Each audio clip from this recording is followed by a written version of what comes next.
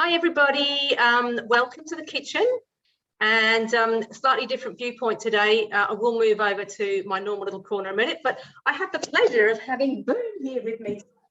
So Boone is making a beautiful bread. She's made one actually. My husband's going, oh my God, that smells so good. Will they notice if there's a bit missing? But I have restrained him.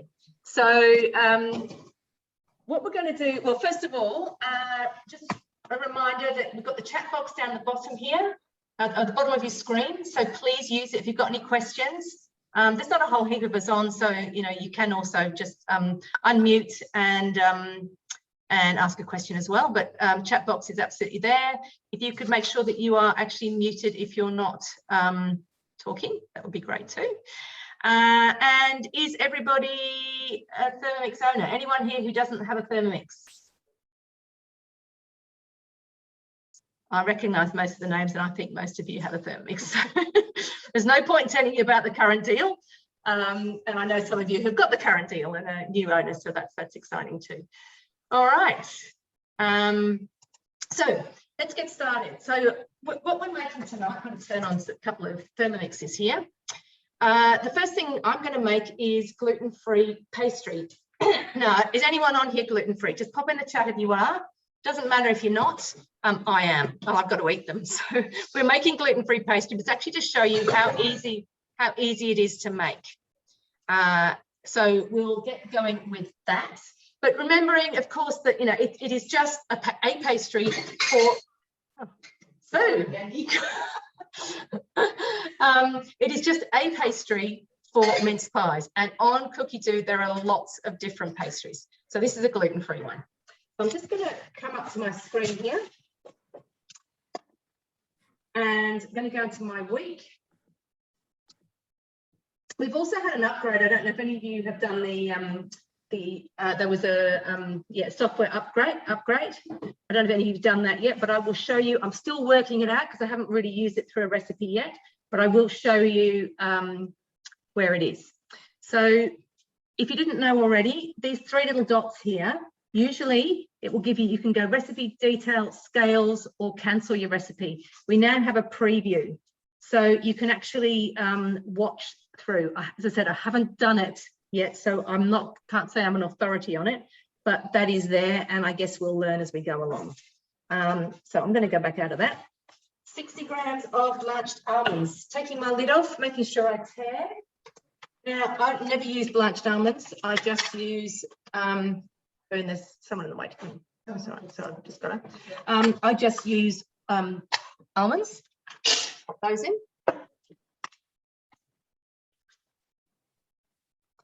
My lid on. 10 seconds, speed 7.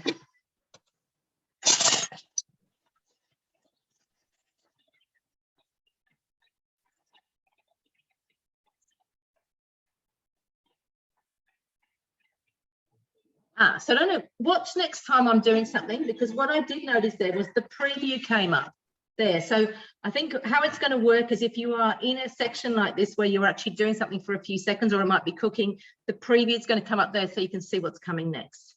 But as I said, it's a learning thing. Okay, now coconut flour. So I've got to put a whole lot of different flours in, and I have got them all together in a container here ready to go. Coconut flour is often, that is this one down here.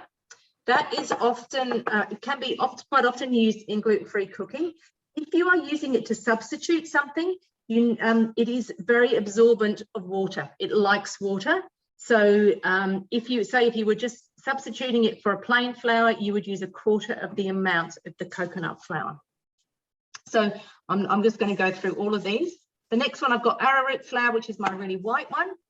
And then it said buckwheat flour. Now, this was a really good example of why having 2 bowls is a fantastic thing, because I pre-made some of these, and I'm partway through and I'm going, oh no, I'm going to make buckwheat flour. So I pulled out my second bowl and I made my buckwheat flour, except that I didn't use buckwheat, I used millet, because I've got millet sitting in the cupboard. And I checked, and I can substitute buckwheat with millet. I have buckwheat as well. So if you don't know what they look like,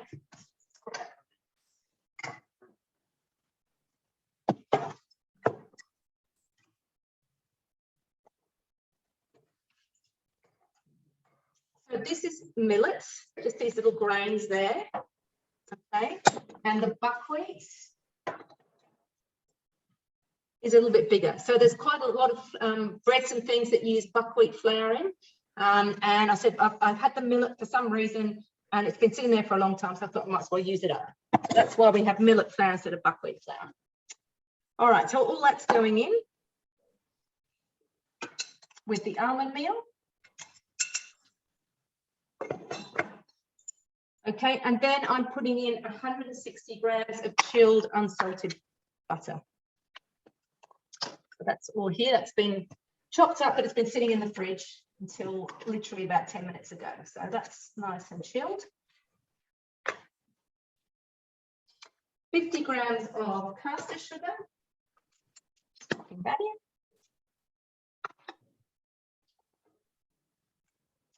One teaspoon of natural vanilla, which is right here. I bought this, I think, quite some time ago, and it's on special, so that was good. You can make your own vanilla essence just by using vanilla pods and some vodka, and just let them sort of macerate, I guess, for 3 months. Popping my lid on, 6 seconds, speed 6.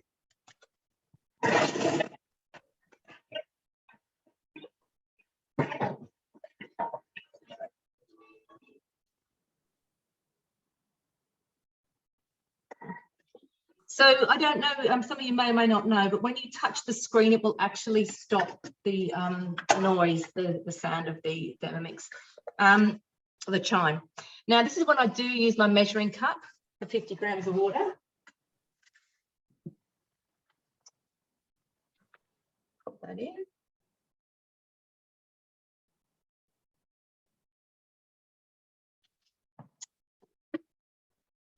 And 2 egg yolks. So they're just here.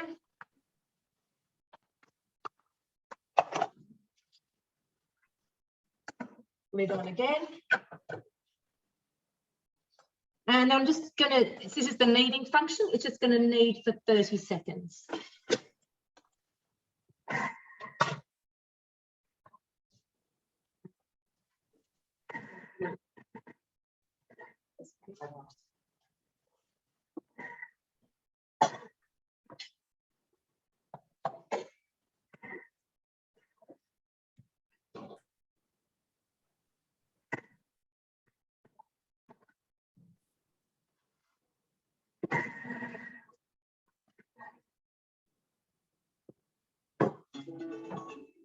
Okie doke. So that's basically it. Now it says transfer to a silicone bread mat. Boone's pinched mine, so it's not going into a silicone bread mat. It's all right. So this is what it looks like. So I'm just going to put it in here because I have actually pre-made some to roll out and show you. So actually I can leave it in the bowl. So there it is. It's reasonably, it's quite soft. So that's why it's going to go into the fridge. Oh, it says shape into a ball. I've missed it. Wrap in plastic wrap and place into the fridge. So actually, when I made it this morning, I just put it in the bread mat and left it in the fridge for 30 minutes. Okay, so that is as far as I'm going with that at the moment. And we are going to go over to Irene, please. Hi, everyone. I'm making cranberry sauce tonight, but I wanted to, I actually wanted to show you. So yesterday I had the absolute privilege of going along to our inaugural Victorian get-together. It's usually provided for consultants that have basically done really well with their business. So it's one of the, I guess, other incentives we get. We don't just get obviously commission from selling a Thermomix, but as we build our business and grow our business, we've got opportunities to actually attend other things and win other things, or I guess achieve other targets. So yesterday I got invited along to the Victorian, our inaugural gala event. We got to go and see Charlie Carrington. He runs the Atlas restaurant here in South Yarra. And watch him cooks. I think he cooked about 4 dishes for us. We then got to go over to St. Felix Distillery and do some tastings of their gin.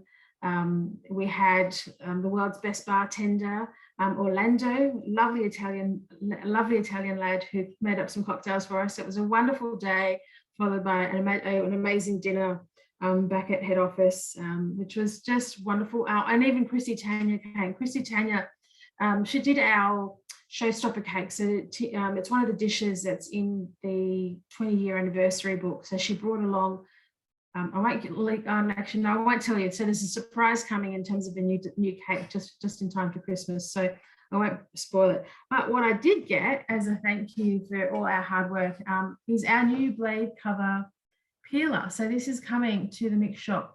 You can pre-order them now. So this is going to allow you to peel your potatoes. It's going to allow you to peel your carrots. You can probably even do beetroot with it. I'm going to try and see if I can peel some eggs with it. So we'll see how I go after I boil eggs. But that basically, I wanted to show you this before I make my cranberry sauce and I have to wash out the bowl. But essentially it just locks into the top and sits in there like that. So basically when it goes on the peeler mode, which Mandy can show us later on all of the functions on Thermomix, in peeler mode, it moves in one direction. That's going to peel your potatoes and your other root vegetables. And on reverse, it acts like a blade cover. So you continue to do your slow cooks. So they're coming. So they're on the mix shop now. You can pre-order in time for delivery. I'm sure you'll get them well before Christmas. So go and check them out on the mix shop. Something else on the mix shop, I thought, given our Christmas theme, I'd use my red spatula, so you can get these on the mix shop. I quite like these spatulas because they get right in and underneath your bowl, so I'm going to use that tonight. So maybe pick up one of those while you're there. All right, cranberry sauce. I'm just excited about the peeler for beetroot. It is, yeah. No more red fingers. No more fingers. Fantastic. We have okay, so this recipe, I'm pretty sure is a UK. I just want to go to the bottom, bear with me, and tell you which book. No, maybe we can find it later. So it's not on here, Mandy. We'll have a look at the cranberry sauce recipe. I'm pretty sure it's a UK recipe, but we'll have a look later when we're looking at cookie dough. So essentially this recipe is pretty simple. So it's asking for the pith of an orange. So you can see that it's literally orange and orange. I've got no white on that. So use a really good quality peeler. Again, on the mix shop, we've got our toolkit, which we use for our demonstrations, but you can also buy them. So you're not getting any of that white. That white is quite bitter. So essentially, I'm placing my orange peel. It's asking for 20 grams of some of the sugar so that I can mill it down. So essentially, when you want to make zest, you want to add something to it. So pick out part of your recipe. So if your recipe has sugar in it, use some sugar. If it's got some flour in it, use some of the flour. And that's going to help grate this. So we're going to show you that. So it's asking for some of that sugar. It's asking for 20 grams. I don't think it matters. I think I'm just going to drop in whatever I can, maybe half the bowl or half of that. Doesn't really matter too much. As long as you've got the minimum in there. Pop your lid on. 15 seconds on speed 9.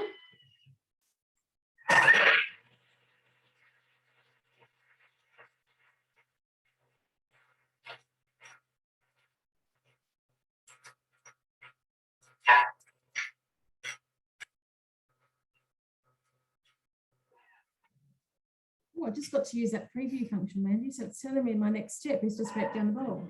I like that. Stops me having to go back to the recipe to work out what's next. So what you'll see is it's actually got all of the beautiful essential oils that are in that lemon zest, and it's incorporated with the sugar or the flour. So give that a go. I actually do this with my whipped cream. So if I want to infuse my cream with some orange lemon zest, this is exactly what I do. So I use some of the sugar that I'm going to use that to flavor the cream, to mill it down, and then I add the cream in and whisk it. So I put that on top of just a basic sponge. It's beautiful and aromatic. So give it a go. Gosh, it smells so good. It's smelling like Christmas already. Okay, so once that's scraped down,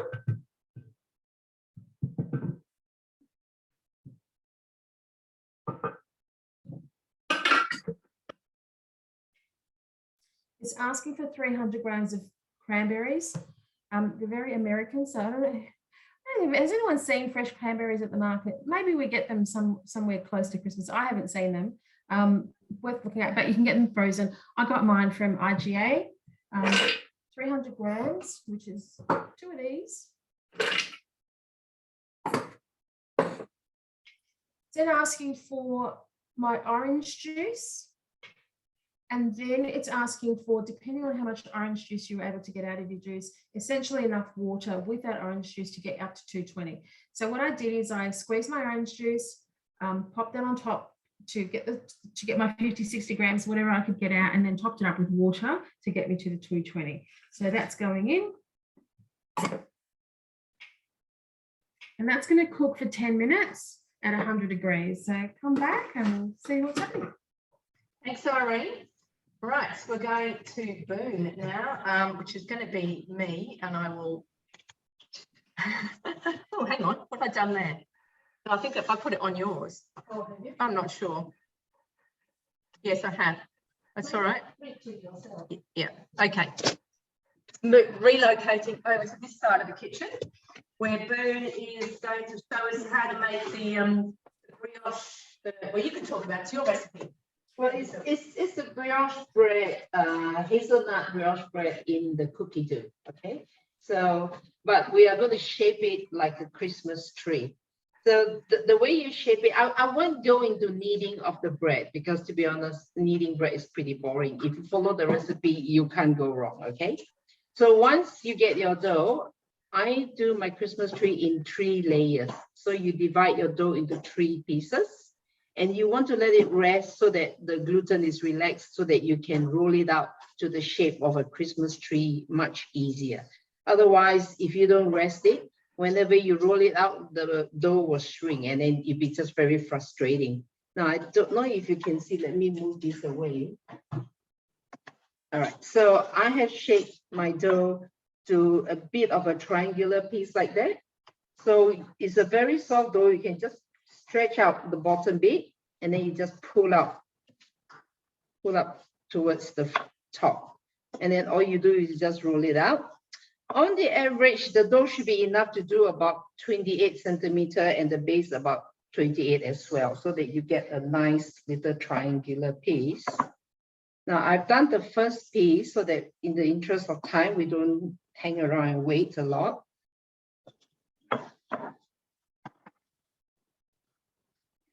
So all you do is just shape it, using your hands, your rolling pin, however you want to shape it, doesn't matter. Just make it look like a Christmas tree. And you are only restricted by the size of the tray you have. I don't have very large tray, so I tend to try to make my Christmas tree a bit small. So I've got a piece that I've done earlier, right here. And then once you're ready with your second piece, you spread the Nutella. So don't overspread, don't put too much because it will ooze out everywhere and it'll be very hard to shape it. So you just spread it out like that.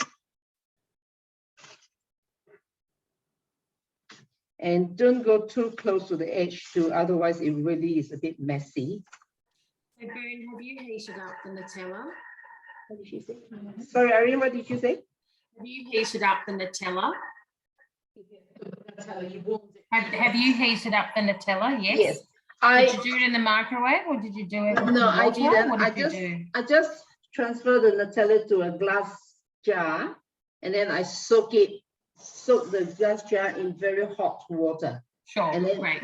Yep. And then it spreads a lot easier, much easier. That will also work. I often do it in the microwave for ease.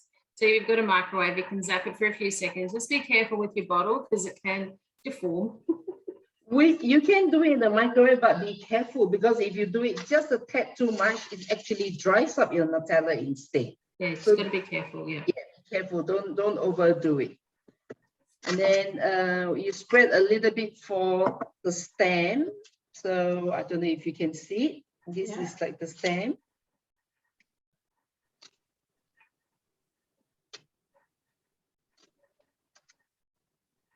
Okay, so once it's like that, don't worry, because as it bakes, it will spread it out. You don't need it, you don't need to be too even. All right, so my second piece of dough, take it out, place it on top. Doesn't matter, it's a bit small because you can just stretch it as you go. And the dough is very soft, it's very easy to stretch. And the middle piece is okay for the middle piece to be a bit smaller. As your top piece, you can make it a bit bigger to cover it up again. Now, actually, Mandy, maybe it's better that you go on. I will roll the third piece, and then when I'm shaping it again, I'll show you. Okay. Okay? All right. So back to me on my end of the kitchen. All right. So what I'm going to make, so the whole idea of this is just to show you some things. Obviously, the bread you've got to make close to the time, but we thought it would be interesting to show you some different types of Christmas breads, and we'll do another one. Bern's going to do a different one next week. Twisted her arm to come out from behind the Northern Lights, and she's performing. However, the whole idea is to make things that you can make ahead of time, so it makes Christmas easier for you. So the mince pies you absolutely can make ahead and freeze. And one of the other things that what I'm about to make now is the brandy butter. So I know, what does my husband, he does brandy butter and brandy sauce, I think hard sauce and rum butter. But when growing up in the UK, we had brandy butter. So this is what I'm making. This is what he's going to have. So I'm just going to go start cooking. Take my lid off, make sure I tear. I've got 200 grams of just white granulated sugar. And I'm going to mill that down exactly as Irene did, but without the zest in there. So 30 seconds on speed 10.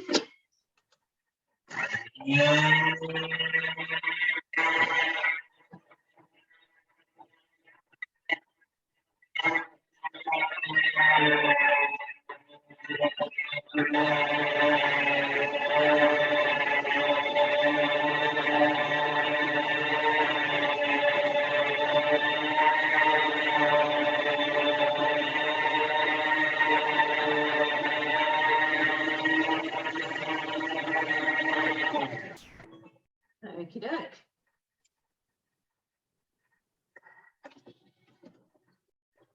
So I'm sure you've all seen the amazing icing sugar that comes out of when you're milling like that. I'll just scrape it down a little bit.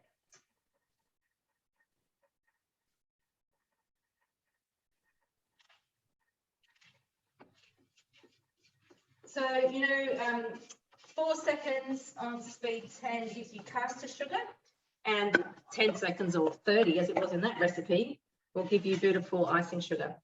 I've got, again, I've got unsalted butter here. It's all going in there. And then I'll pop that on. And that's going to just mix for on speed 2 for 30 seconds. So we'll let that just do that. So what do you guys have? Do you do rum, butter, or anything else different? What do you have with your mince pies and your Christmas pudding? Pop it in the chat for me. Brandy, what is it? A brandy cream? Mum does. Yeah. Yeah. There's actually a brandy cream sauce or brandy custard. We'll have a look at it in a minute on Brandy custard. On Cookie Yeah. Doo, yeah. Yeah. Which is really good. Do we know where that cranberry sauce recipe came Yes, from? Because the UK. I put it in the chat there. I put it in the chat in the UK and the link's there. Beautiful. Thank you, Mandy. Right. Awesome. Yeah, it looks really good. So I've made there's also a cranberry chutney. If I click on that, right? I've made the brandy chutney. Natalie, you might want to mute yourself again. Sorry. That's all right. I've made the cranberry chutney before, the cranberry and rosemary chutney, but I think this sauce, I'm going to make that for us as well. So now what I'm going to just do is pop the butterfly in, and all you need to do is just push the it's basically sugar and butter in out of the way, and just pop it in your got no words left. Push your butterfly in. Remembering, of course, it's maximum speed 4 with the butterfly. So I'm going to pop this on. And we've got 2 minutes on speed 3. Irene, how's your cooking going?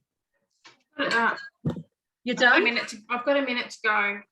Okay, because I'm just thinking, How's Boone going? no, well, I was just thinking we might come to you because this is gonna might make a little bit of noise. Sure. For Boone. So we might, you know how to fill in time, you can talk. Well, I want to know what everyone's making for Christmas. We're a Greek household, so ours is lamb. We don't really do a spit. Some households do a spit roast for Easter and for Christmas. We traditionally don't. It's too hot, I think, for a spit roast. Well, I guess it depends. I mean, we haven't really had much of a summer. I think we've completely missed spring in Melbourne. We're jumping straight into summer next week or soon. And it's kind of gone for us. Turkey, lovely. So this cranberry sauce, I actually haven't made this before, so I'm actually looking forward to tasting it. The oranges I've got are actually, they're not small. They're quite a decent size. They're not huge. Sometimes you get them quite massive. I would still call this a large orange. So I'm curious once this is done, and I can tell you how it tastes so that I can give you some feedback. Anyway. She's looking lovely. Looks really good, doesn't it? Okay. Next. So it's asking for port. So when I went into, we don't have a lot of alcohol in this house yet. After going to that place yesterday with the wonderful Orlando, with the beautiful Orlando making us cocktails, I actually brought home a bottle of brandy. I brought home some vermouth. I've got this gorgeous bitter citrus aperitif, which he basically mixed. Once I've got the recipes, guys, we're going to do a class, and so I can actually show you. We got some mandarin stuff anyway. We'll save that for another class. We'll save that for drinks through Christmas once I get the recipe. Anyway, so today I went into BWS, $7 for a bottle of tawny. So the recipe asks for port. I don't think we're allowed to call it port, a bit like we're not allowed to call it champagne here in Australia. We call it Prosecco or sparkling or whatever we call it here. It's called tawny here. So I don't think it matters. $7 I thought was pretty good. Hopefully it tastes nice. I'll let you know. So 50 grams.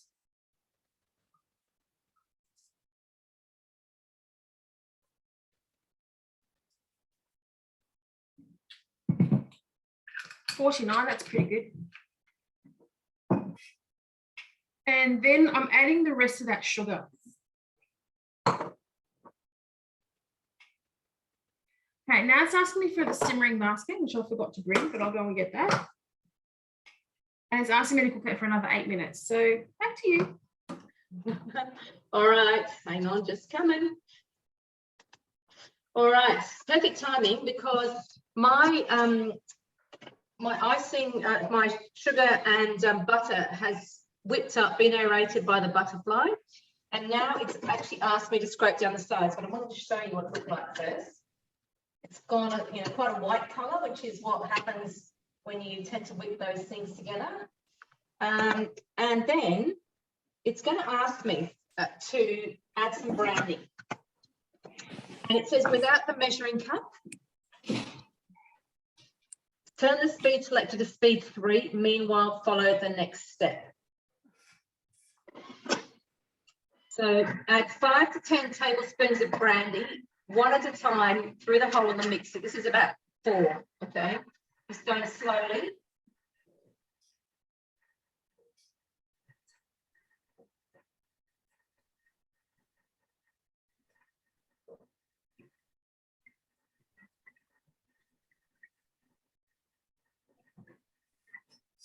You just have to look in the top and just watch and make sure it's being absorbed.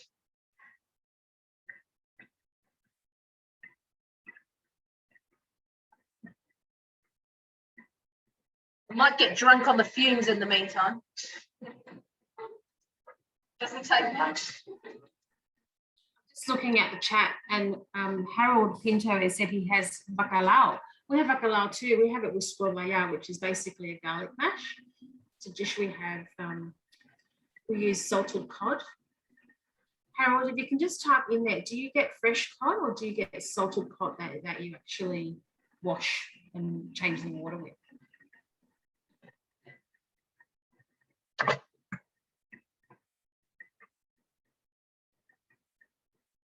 So basically, you just keep adding brandy until it's the taste that you want. So that's all whipped up here. Better have a little taste, I suppose. Mm.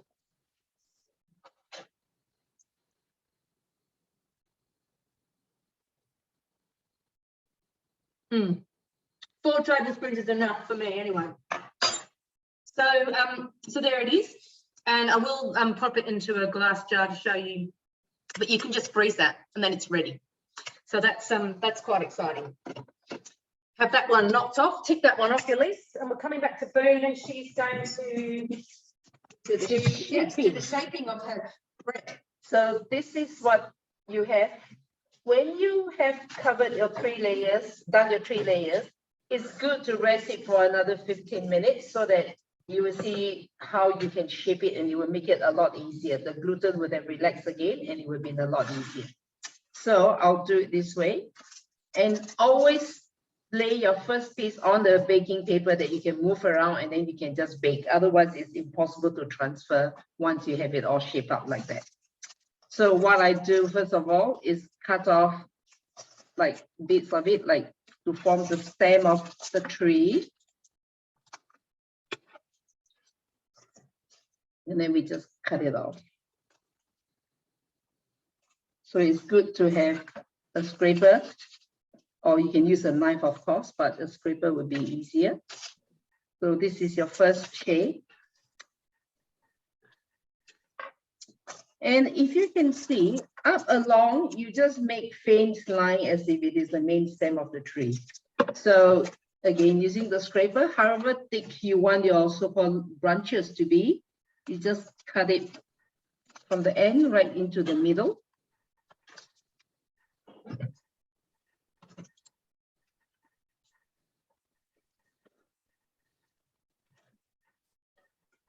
And anyone who's using the thermomat, please don't slice on it.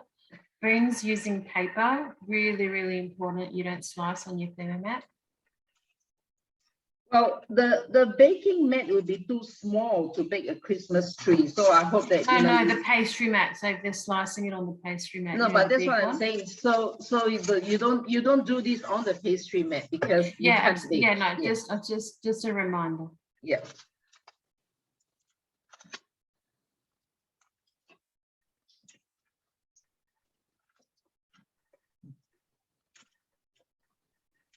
And you can use it, and Bryn's using a pastry scraper, but you can use a knife to do that.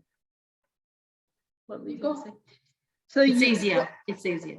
Once you've done what I call the branches, and because you have rested the dough, it will be a lot easier to handle. So the way you shape your leaves, your branch, you can now pull it to make it longer, and then you twist it. Do at least 3 twists. And then you place it down and like push it down onto your paper. So we do one more. Again, pull it out a little bit.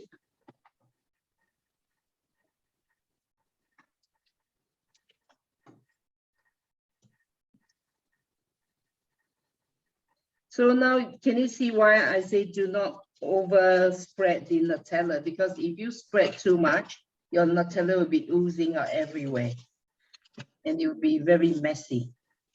It may be tastier, but it's going to be very messy.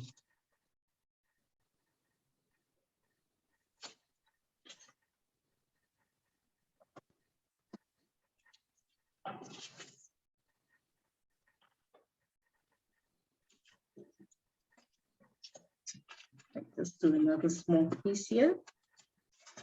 How cool is this, guys? It's so simple. But so effective, but we've got one that's been cooked already. My husband's been discussing to get. I can't really hear you, Mandy. I said, how cool is this? It's so easy to make, and it's going to look so impressive. It's a great thing to bring to a Christmas party. And the good thing is that they just have to pull it and eat, and then you don't have to worry about cutting it or anything like that. It's like a pull apart.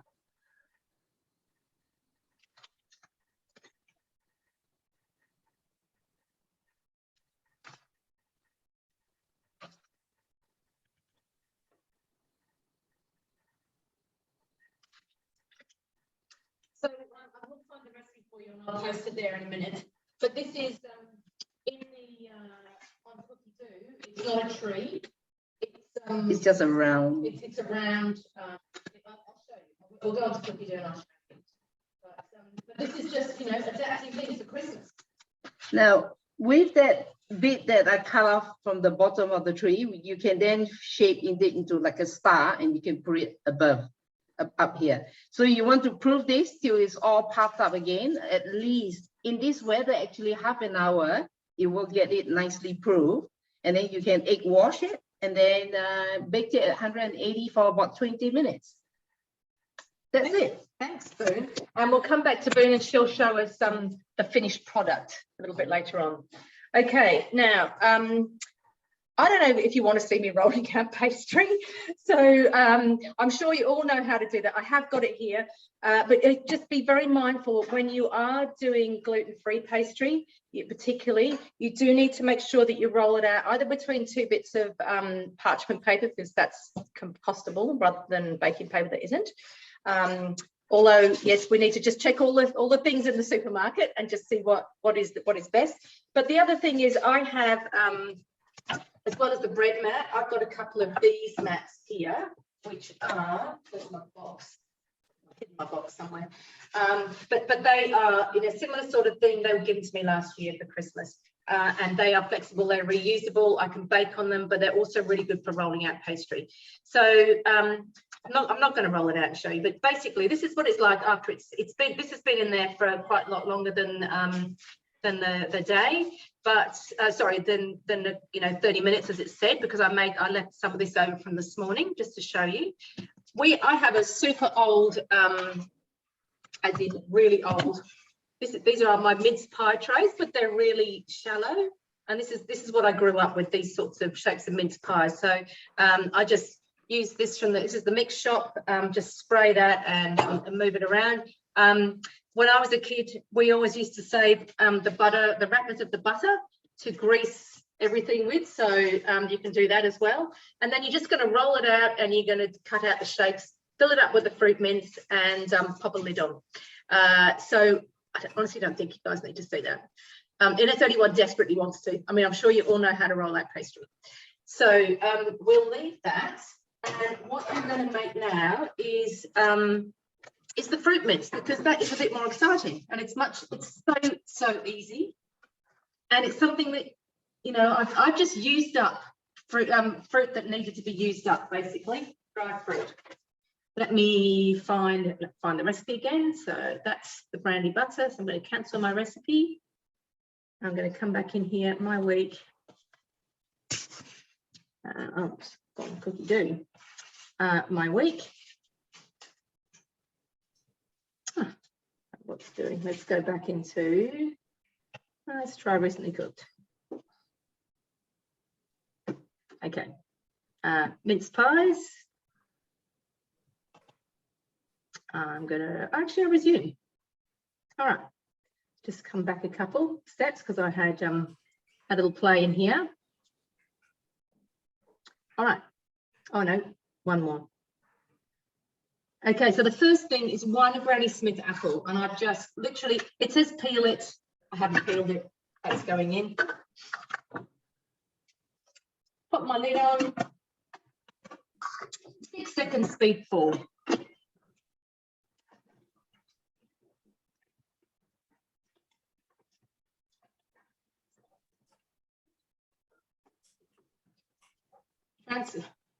Transfer into a bowl and set aside. Actually, I'm going to chop it up a little bit more. Some bits are quite a bit chunky in there, so I'm just going to go back as you can on here. I'll only do about, I'll just stop it when I want to. So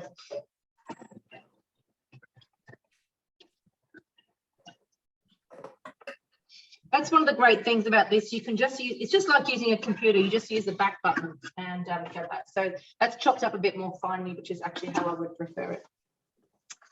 So I'm going to pop that into a bowl and set aside. So if I'd washed one of my other bowls, I would have had one ready to go. But hang on, I'm just going to get a bigger bowl to pop this back into because You can never have too many Thermomix bowls, let me tell you. So some of us earned another one last month. So I'll have 4 bowls and 2 machines then, which is pretty nice. All right, so 40 grams of soft brown sugar. Now, again, I've put everything in one container. I've got my 40 grams of soft brown sugar. I've got dried cranberries. Try and get ones. It is really, really hard to find anything that doesn't have any cranberries that don't have a little bit of what you call it, oil on it, sunflower oil on them. So that's very, very hard. But make sure you don't get ones that are sweetened already. Now, raisins and currants and mixed peel. I just had a bag of mixed fruit that needed using up, so I'm just using that. And this is, you know, you can swap this around however you like, because you could put in dried apricots if you wanted to. You can, you know, it's your fruit mince, so you put in it what you want. I've got the dried blueberries, they're in here as well, and half a lemon zest and half an orange zest. So all that's going in. Then I have put all those together. Where have I put them? Sorry, oh, here it is. All my spices. I've got a tablespoon of ground cinnamon. I've got half a teaspoon of ground cloves and nutmeg. That's going in. Then brandy. So my dear dad, when he was alive, cherry brandy was his favourite, and we've only got a little bit left. So I figured that's a nice one to put into here, because we're not going to drink it any other way. So that's going in.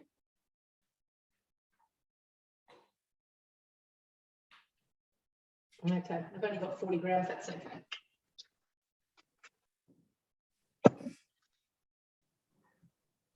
Put the lid on. And we're just going into turbo, and it's asking me to turbo 5 times. 1 second, 5 times.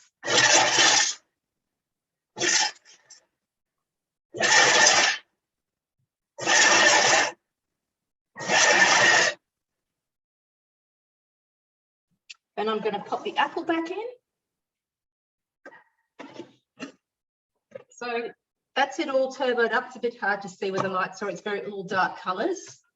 But that one, I'll tell you what, you know, Irene said it was smelling like Christmas at her place. It smells amazing here too. So apple's going in. Lid on. And it's just going to mix everything up. 10 seconds, speed 2 on reverse, so we're not doing any more chopping.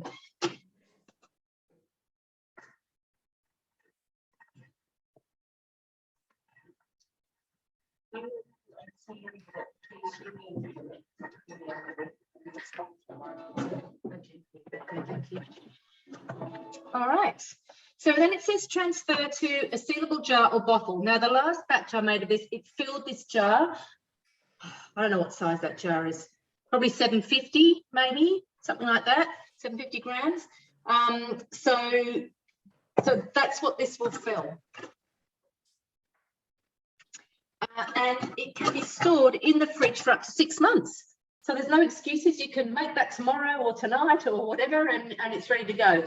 If you want to check that, though, in your recipe, how long, with the tips and tricks, you go into those 3 dots again, you do look at recipe detail, you go right down to the bottom, and it will tell you, when we get there, it says, make fruit mince up to 6 months in advance and store in a sealable jar or bottle in the fridge. So it's a really good one to get ahead on. And then make your mince pies and freeze them. It's going to save you a lot of time closer to Christmas. All right. Irene, what's up at your end?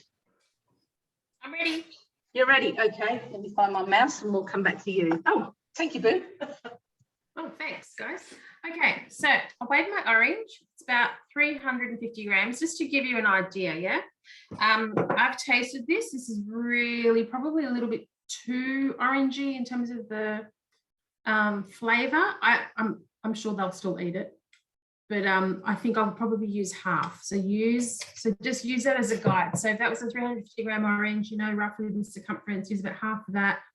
Won't be as, because I feel like it just dominates and you don't really want to dominate, but it's gorgeous. This will set beautifully, just allow it to cool. So if you followed us a couple of weeks ago, I went and bought these jars from Big W. That massive jar was $4. So you're going to find some little jars. These ones I've had for years and years. These are the Bormioli little bottles. They're sort of little bottling ones. That would make gorgeous for a gift as well. So you want to sterilize these. You've got a couple of options. You can steam them in the Varoma. You can cook these in the oven. So if you're doing quite a lot of jars, you want to do more than what's going to fit in your Varoma, you can pop them in the oven. Just give them half an hour at about 70, 80 degrees. They won't break. The other option you have is I did a cheese making class many moons ago. If you're using plastic, you can find some really lovely plastic cheap ones that find it. Be with you for a second. My mother's fridge somewhere.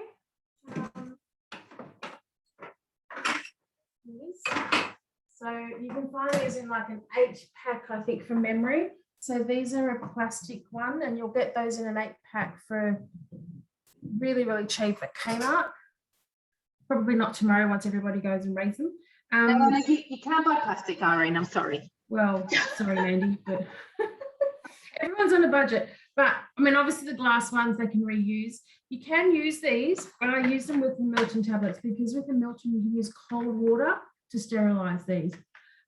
Yes, they're nappy tablets, but that's okay. I use these when we went into a cheese making class because they use a lot of plastic. I guess for their strain of cheese and the containers that they use in their plastic. So they pop them all in their little Milton tablet. It's essentially bleach at a safe food component. So you can use those as well. I've got some Quince Paste that I made. So really lovely for gifts. I think I might end up cooking some. I've got enough cranberry. I'm going to make another batch where I won't put any citrus in it and then just combine the two together. So for me, obviously, we're too early. So if I'm going to make it and pop it in the jars, it needs to be used within a week. So what I'm going to do is I'm going to make another batch without the citrus so I can get that flavor back to the level that I want. I'm going to pop the whole thing into the freezer. It can go in the freezer for up to 2 months. And then close to Christmas, when I'm ready to start handing them out so people can use them for Christmas Day, I'll then defrost that overnight in the fridge, give it a good mix, and then bottle them and hand them out as Christmas presents. So 2 months in the freezer. So you can do it well. You can certainly do it now. Just give it 24 hours to defrost in your fridge before you bottle and hand them out. Fantastic. Thank you, Irene. Apart from plastic was perfect. Sorry, Mandy. All right. Just come back to me, Boo. Yeah, no, I've just got a real, she knows that too. The glass jars are perfect. The glass jars you can reuse, of course. Yeah, absolutely, absolutely. All right, so we're going to come over to Boo's side of the kitchen.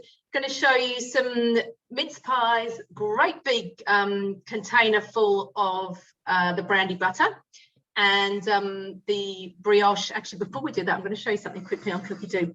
And yeah, I'm going to share my screen and just show you something on Cookie Dough first. Hold on. And it wasn't going to be that, but those are the mince pies. So I have put all those links in the chat for you, and I will send you a follow-up email with some links in it too.